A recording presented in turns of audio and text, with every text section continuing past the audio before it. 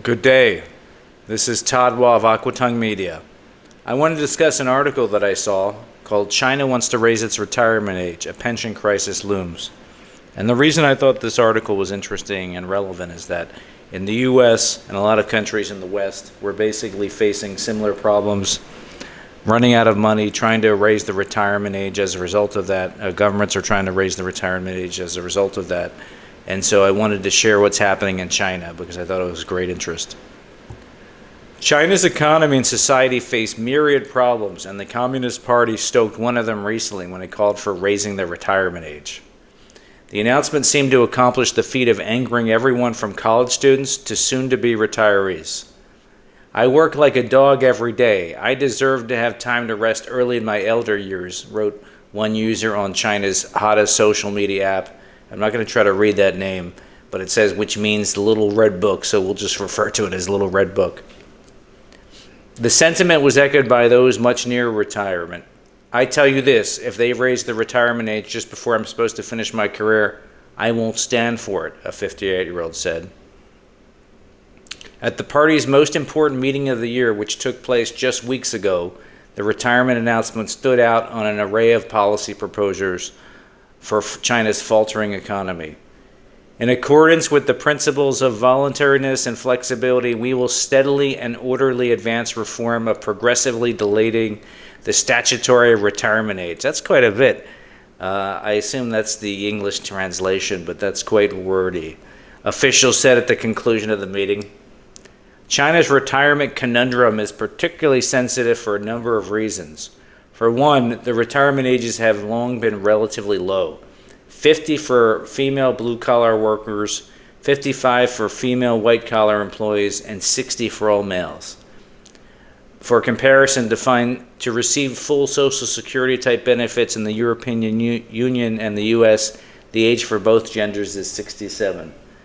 I think it's very interesting that they have a different age for women and for men, and the age for women is so much lower, but they go on to address this a little bit later in the article.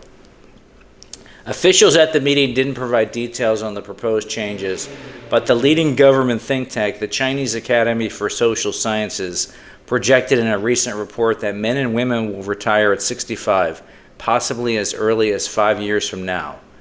Yet China's society is growing old at a breakneck speed, meaning a small number of young people in the workforce will need to support a disproportionately large group of retirees.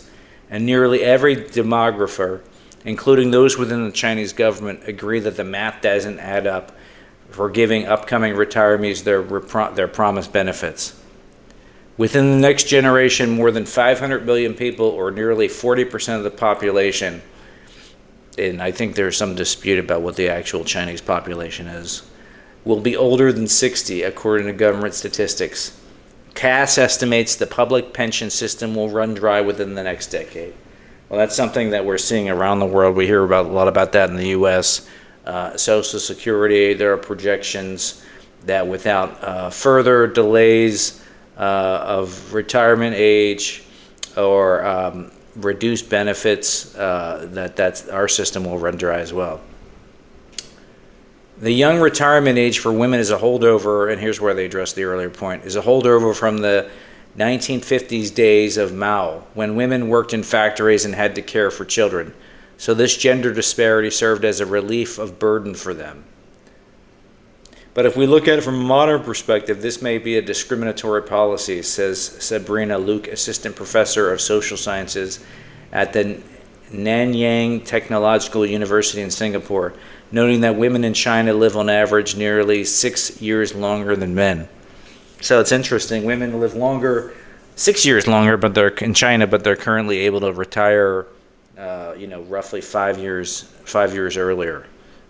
It should kind of be the opposite, I guess, if you want to make it fair. Women should retire 5 years later than men.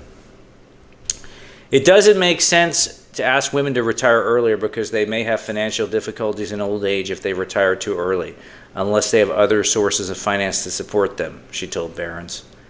Besides concerns about pensions drying up, other nest eggs are in jeopardy. China's housing crash, which began in 2021 and is ongoing is draining billions of dollars of savings from middle-class families who put most of their extra cash into real estate. That's the thing. The other big thing that's happening in China is the real estate market has gotten pummeled. A range of unknowns face policymakers if and when they raise the retirement age, which on its own won't solve the pension crisis, said Luke. Another important factor, whether the age for men and women should be unified. Perhaps more difficult to solve, even though China's fertility rate is plummeting below replacement levels, is the massive unemployment crisis for young Chinese. Millions of highly educated young Chinese have had to choose between taking blue-collar jobs or dropping out of the workforce altogether, both of which have been happening for years. Barron spoke with a range of young and older Chinese about the retirement issue, and although the overwhelming attitude was against the move, some took more measured views.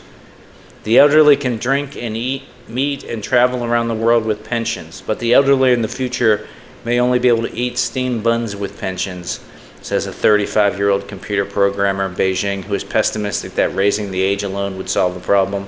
If you want to live a good age in the future, you can't rely on pensions. You can only rely on yourself.